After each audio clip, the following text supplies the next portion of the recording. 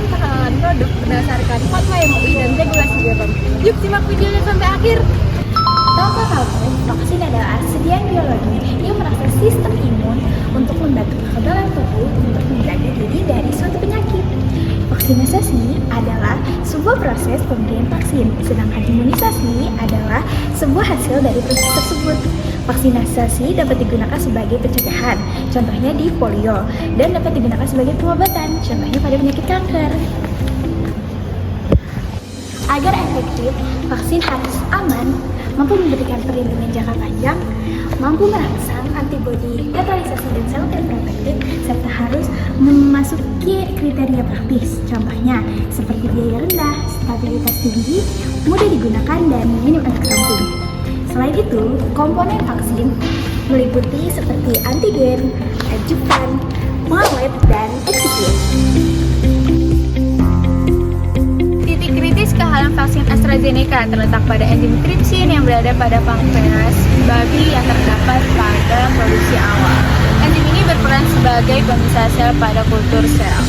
Meskipun tidak terdapat pada produk akhir, dalam Islam, penggunaan bahan yang mengandung babi akan dikategorikan sebagai haram dan juga najis, meskipun hanya sebagian dari proses produksinya.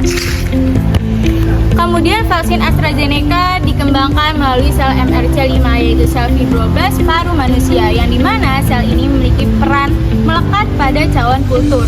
Sel ini tidak dapat bertumbuh pada posisi mengapung. Walaupun tidak najis, penggunaan ini masih menjadi perdebatan dalam sisi etika. Kemudian vaksin ini tidak melalui proses sertifikasi halal resmi oleh MUI. Maka dari itu vaksin ini kehalalan itu tidak terjamin. Meskipun kehalalan tidak terjamin dan dikategorikan sebagai haram, MUI memperbolehkan penggunaannya pada kondisi darurat sesuai dengan fatwa MUI nomor 14 tahun 2021. Menurut kajian dari MUI, proses pembuatan dari vaksin AstraZeneca menggunakan tripsin dari hewan babi. MUI tetap mengeluarkan izin untuk penggunaan dari vaksin AstraZeneca di Indonesia, tetapi dengan catatan hanya digunakan pada saat kondisi darurat saja, seperti pada saat pandemi. Menurut fatwa MUI nomor 14 tahun 2021 tentang hukum penggunaan vaksin COVID-19 pada produk vaksin AstraZeneca, itu juga terdapat firman Allah yang menjelaskan tentang dalam kondisi kedaruratan itu diperbolehkan mengkonsumsi yang haram, sesuai dengan Quran Surat Al-Baqarah ayat 173 yang berbunyi, sesungguhnya Allah hanya mengharamkan dagingmu, bangkai, darah, daging babi atau binatang lain yang ketika disembelih itu disebut nama selain Allah. Dan tetapi barang siapa yang memakannya secara terpaksa dan ia tidak menginginkannya dan juga ia tidak melampaui batas, maka tidak ada dosa bagimu. Sesungguhnya Allah Maha Pengampun lagi Maha Penyayang. Quran Surat Al-Baqarah ayat 173. Majelis Ulama Indonesia memutuskan bahwa vaksin AstraZeneca boleh digunakan meskipun dalam proses pembuatannya menggunakan bahan dari babi. Bahan yang dimaksud adalah enzim tripsin babi. Vaksin AstraZeneca membantah soal penggunaan unsur babi ini. Meskipun di luar bantahan itu, enzim tripsin seperti babi masih kerap digunakan dalam proses pembuatan vaksin. Apa bedanya? Vaksin AstraZeneca menggunakan materi genetik SARS-CoV-2.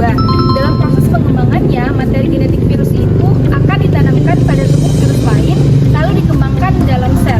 Untuk memperbanyak virus tersebut, dalam laboratorium, langkah utama yang harus dilakukan adalah menumbuhkan sel inangnya terlebih dahulu.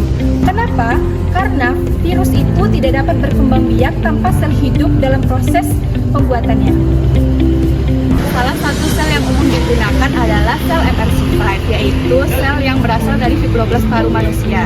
Sel ini memiliki sifat yang melekat pada cawan kultur, sehingga tidak dapat tumbuh dalam keadaan mengapung.